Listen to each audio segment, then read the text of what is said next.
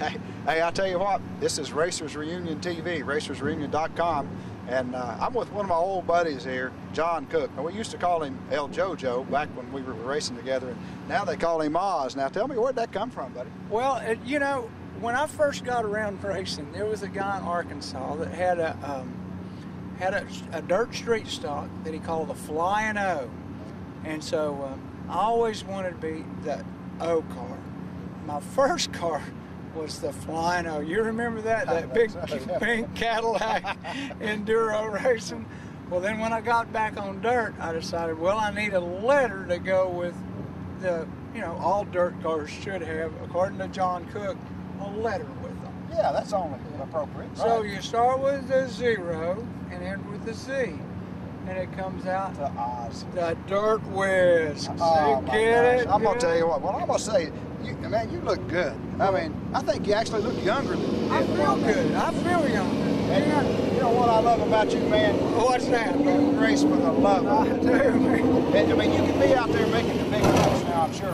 Well, I could make a small fortune in racing. If you had a large one. If I had a big one to start with, Jeff.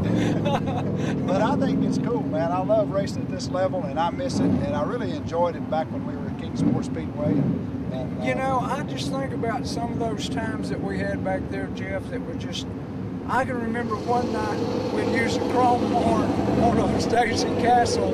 You know, Stacy's like up in my face, you know, Mom looked bowed up to him. The next night we got Lonesome Pine and my car breaks.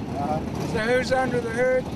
Wayne Sumner, Stacy Castle, everybody we were fighting with the night before, helping me get my stuff back on the track. That's the way racing ought to be, man. This is, you know, we're all about racing the way it was, okay? And then when you come here, this is racing the way it was. This is, I enjoy it. If I didn't enjoy it, I wouldn't be here. It's too expensive of a sport to come down here and be aggravated and just, you see these guys sometimes in the pits that act like, oh gosh, I didn't finish in the top 5, what am I gonna do?